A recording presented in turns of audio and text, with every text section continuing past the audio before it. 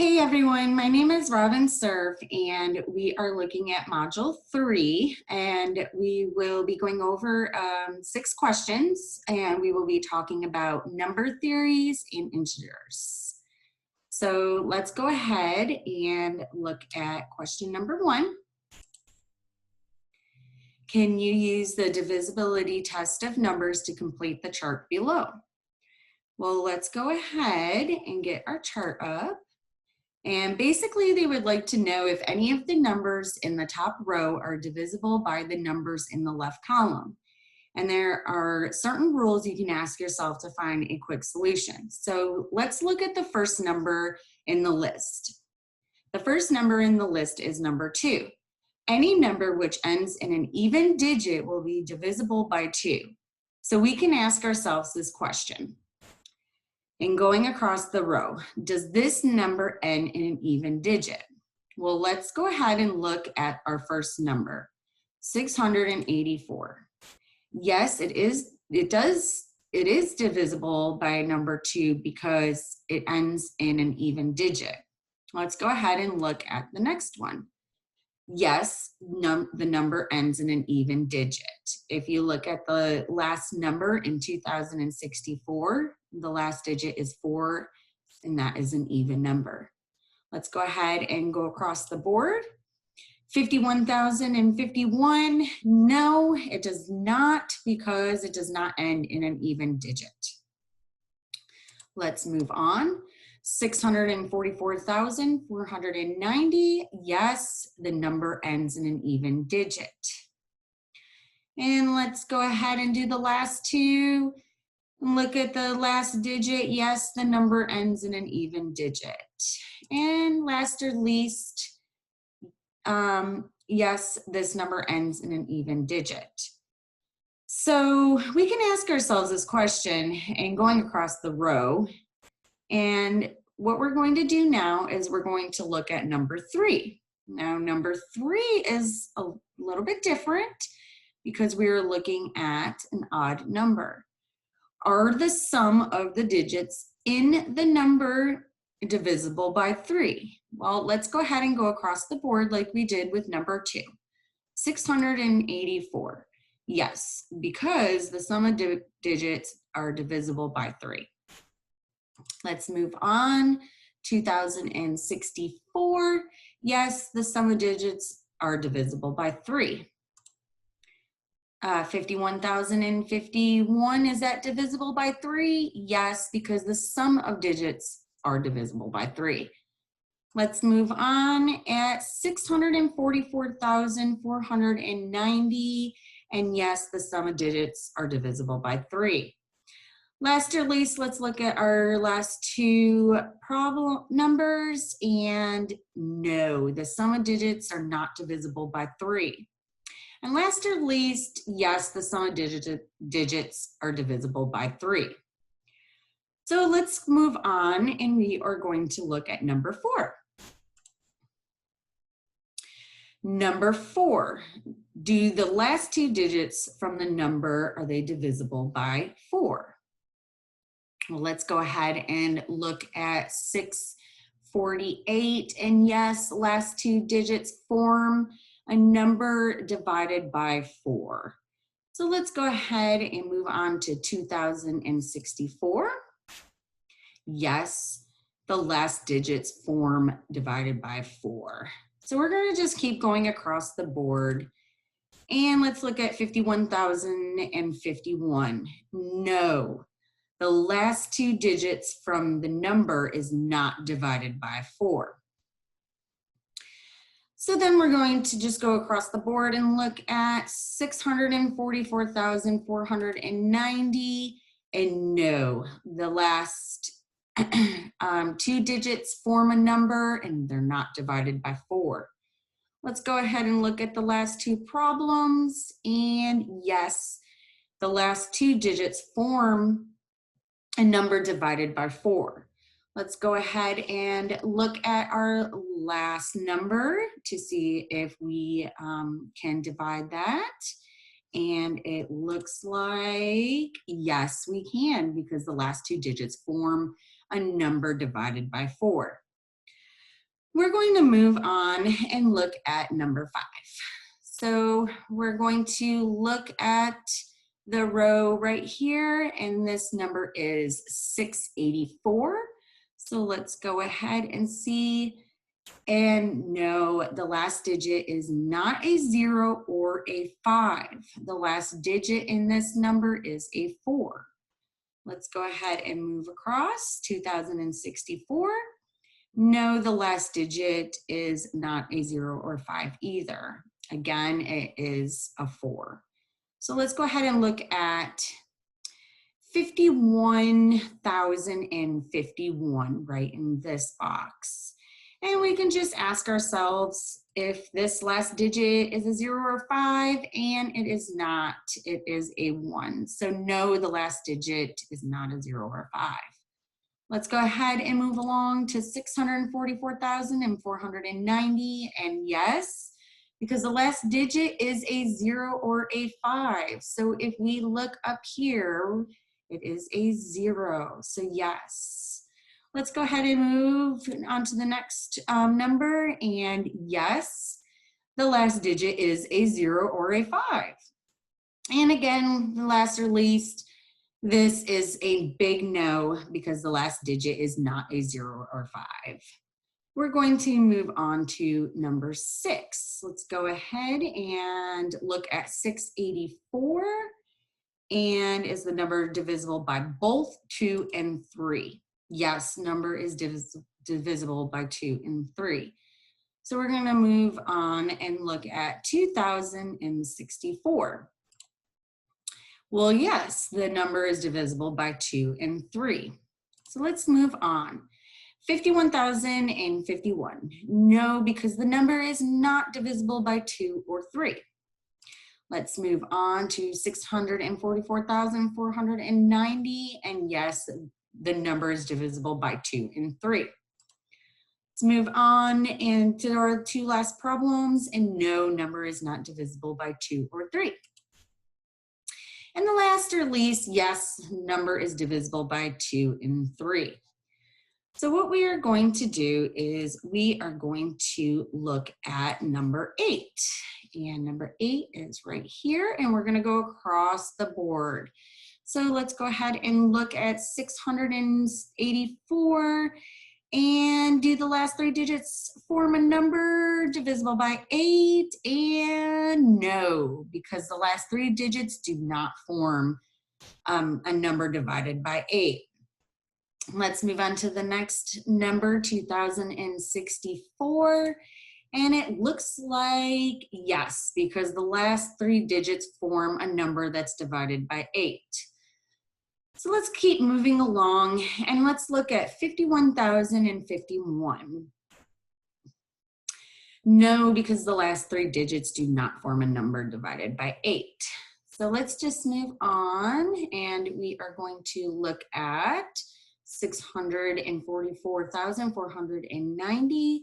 And when we come down to the chart, we're going to look at what number we are on, and we are still on number 8. Do the last 3 digits form a number divisible by 8? So let's go ahead and look. No, it does not. The last 3 digits do not form a number divided by 8. And our last 2 numbers, no, because the last 3 digits do not form a number divided by 8. And the last, our chart for number 8, yes, it does, because the last 3 digits form a number divided by 8. So we're going to move on to number 9. And again, we're going to look at 684, and we're going to come down here and look at number 9 and go across the board like we did with the others. So let's ask ourselves, 684.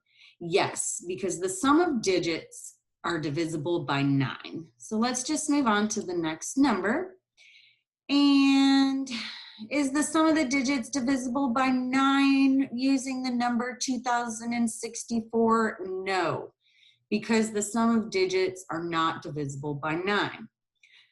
And let's move on to 51,051, and no, they are not divisible by 9.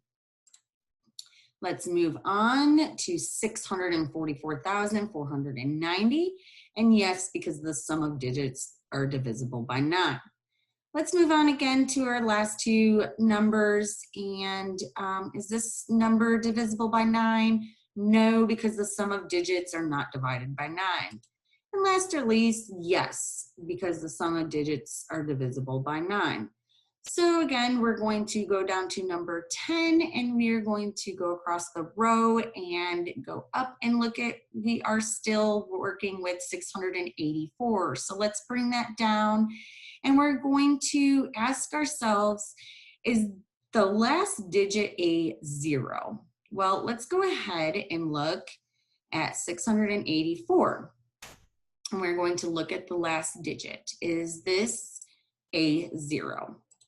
No, the last digit is not a 0. So let's go ahead and move on. The second one is, we're going to look at 2064. The last digit is 4. So no, the last digit is not a 0. We're going to move on to box number 3, and no, the last digit is not a 0 either.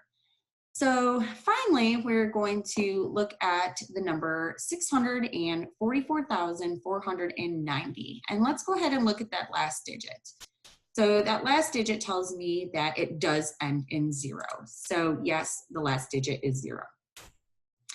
And we're going to look at this number, and yes, this last digit is a 0. And let's go ahead and move on over here, and it looks like our last digit is 8, so it does not end in a 0. Let's go ahead and look at our last number that we are talking about in our column, and the last number we are talking about is number 11.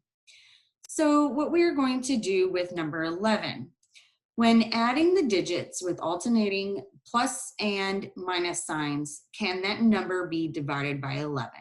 Well, let's go ahead and look at 684, and we're going to come down the column, and it looks like no, this number does not alternate the sum of the digit rule. So let's go ahead and look at 2064, and no, again, the sum does not alternate the sum of the digit rule. Let's look at 51,051. Yes, because the sum can alternate the sum of the digital rule. Let's move on to 644,490. And yes, because the sum can alternate the sum of the digital rule. And last or least with this problem, let's go ahead and look at our last two numbers. And yes, it can alternate with a plus or minus sign, and it can be divided by 11. The last answer, no, because the sum of the alternate is not the sum of the digital rule. So let's go ahead and look at our next question.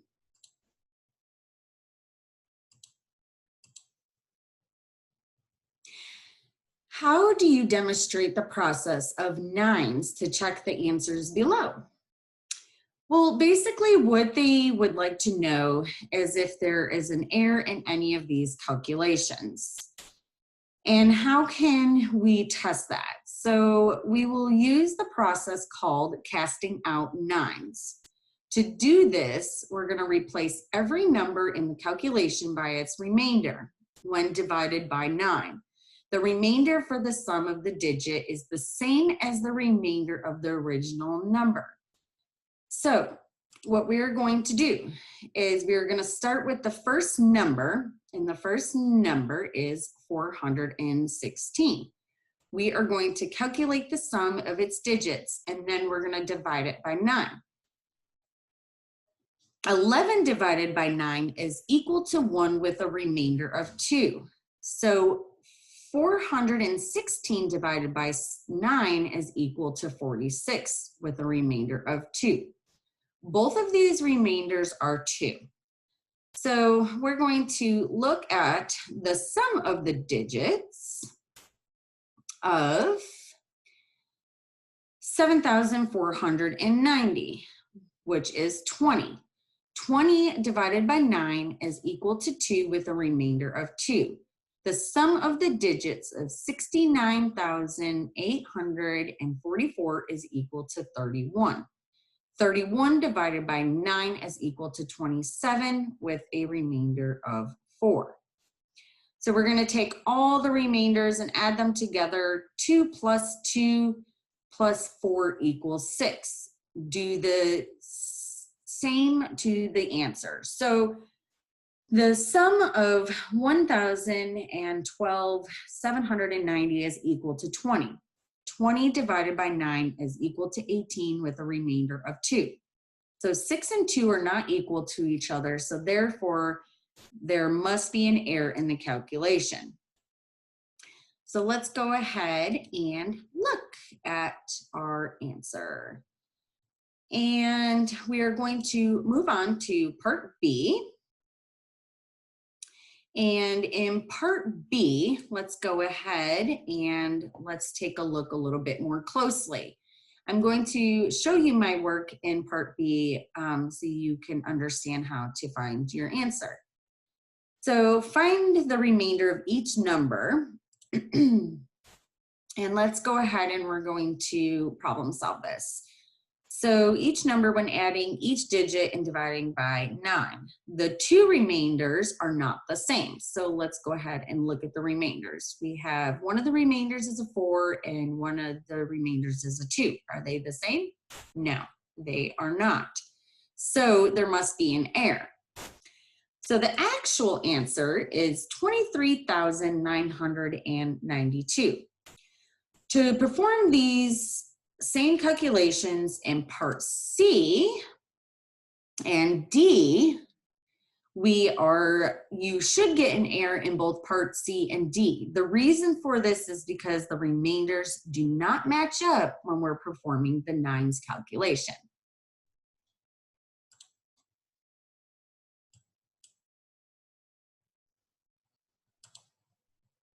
Let's go ahead and look at that answer, and our answer is 208,940.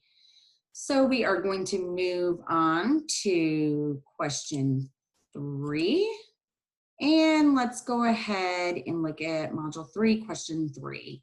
Are you able to complete the questions given that each rod's number is also its length in centimeters?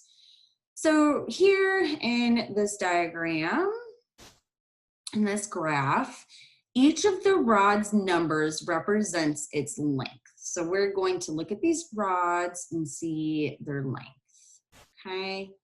And we got 10, 9, 8, 7, all these rods, 1 through 10. In other words, the 7 rod is 7 centimeters long. So let's go ahead and move on and look at question 3 still. And again, we're still talking about, are you able to complete the questions given that each rod's number is also its length in centimeters? So for the first part, which rods will measure the 9 rod, right? So in other words, what are the divisors of 9?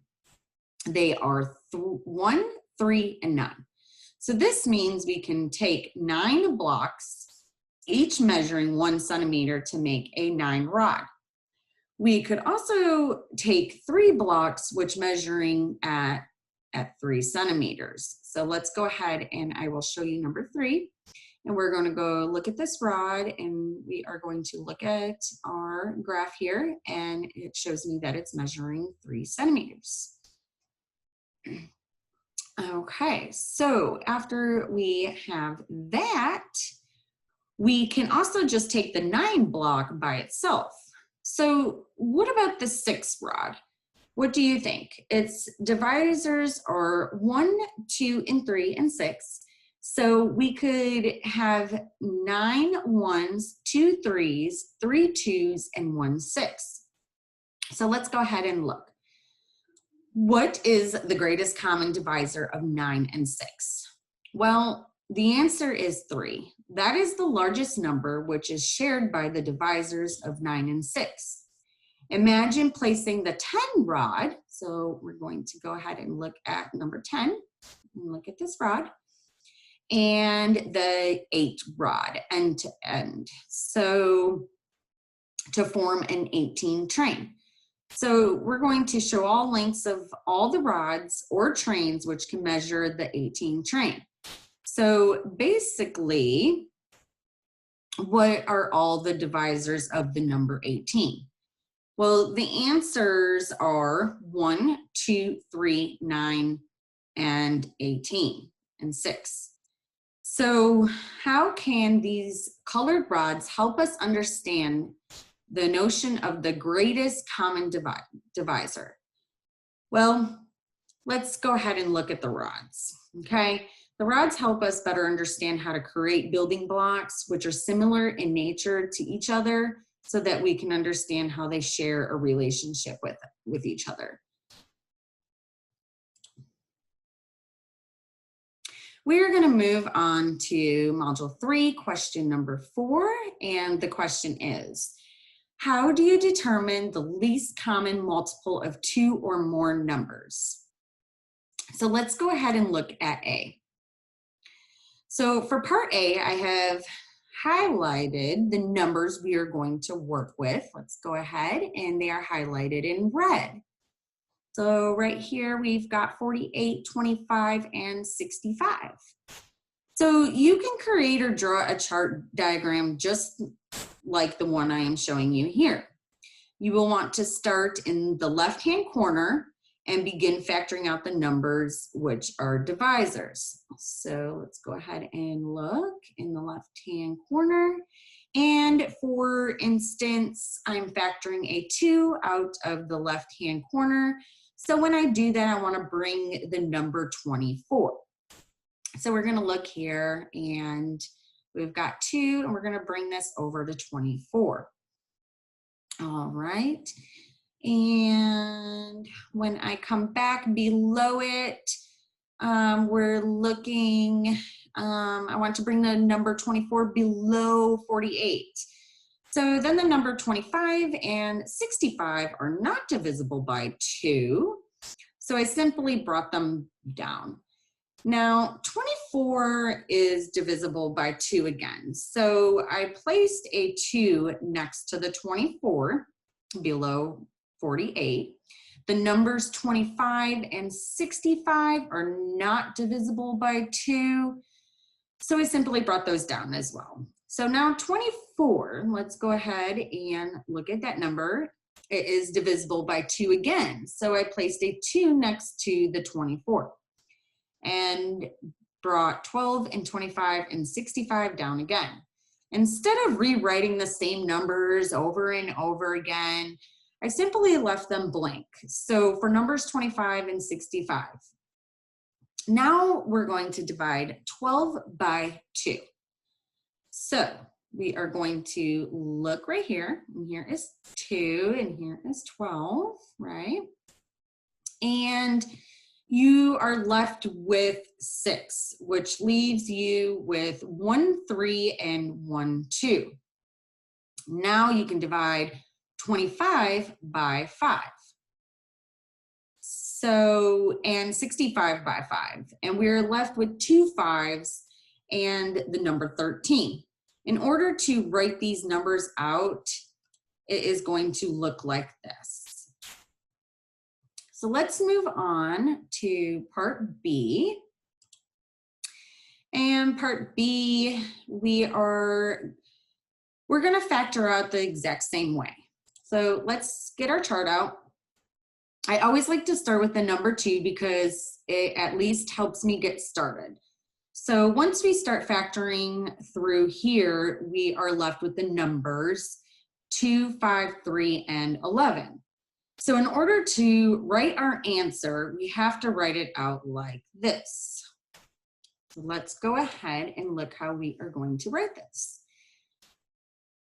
And that is how we are going to write it, with 2/3 plus 5/1 plus 3/1 plus 11 squared.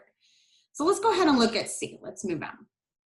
And I'm going to pull up this chart. So for part C, we do the exact same thing. Once we have factored out the numbers we're left with some 2s, some 5s, a 7, and 11. So we will write this out in notation form as you see in this diagram. So you can actually solve those formulas and get the exact answer, but this is not part of this exercise. So we are going to move on to the next question. And we are on module 3, question 5. And how many additional rotations must the small gear make before A and B are in the same position again? Well, let's go ahead and look. We have 84 teeth over here and we have 48 teeth over here. You can see I attempted to draw 2 dots, which right here are on the same points of the 2 gears. The larger gear has 84 teeth and the smaller gear has 48. So this question would like to know how many more rotations must the smaller gear make than the larger gear before these 2 points come back to the same position again. So the first step is to find out the least common multiple of 84 and 48. If you make a diagram like we discussed earlier, you will find the number that comes to be 336. To find out how many more revolutions the small gear has to make before A and B are in the same position again. So we are going to divide the LCM by the number of teeth in the small gear. That problem comes out to be 336 divided by 4. So here I just kind of showed my work down here, and what we are going to do is after we divide that, the final answer is going to be 7. The small gear must take 7 more rotations than the larger gear before the dots will come back together again.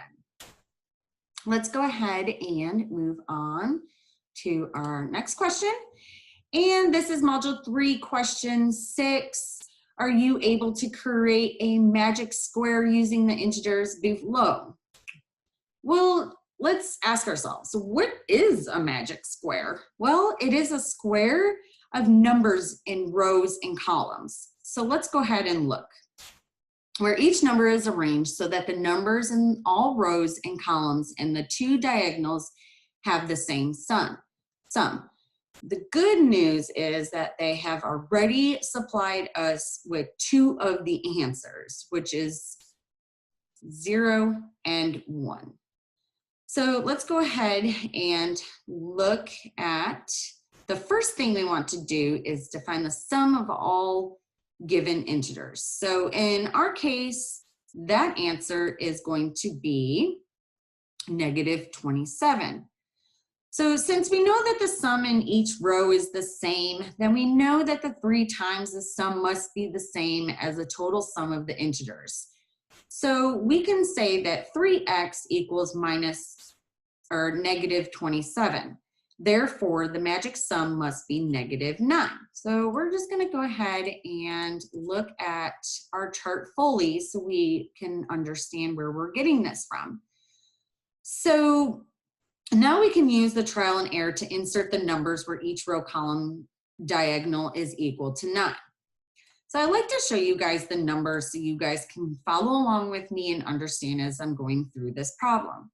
I started with -7. So I already clicked on -7 because I'm a visual learner and sometimes it helps me to see the whole chart instead of just one at a time. So I start with -7 below the 0. We know that the bottom number must be -2, right? So if that column will equal -9, I used -5 and -4 on the very top row.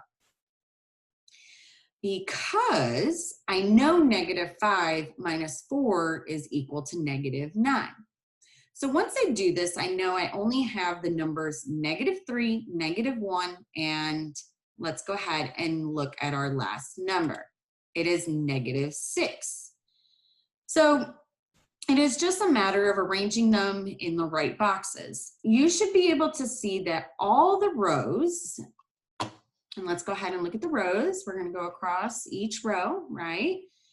And the columns, let's look at each of the column. We've got 3 columns and diagonal.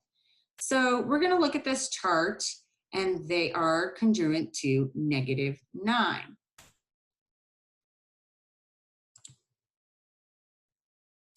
Thank you very much, and I hope you guys had learned a little bit about number theories and integers.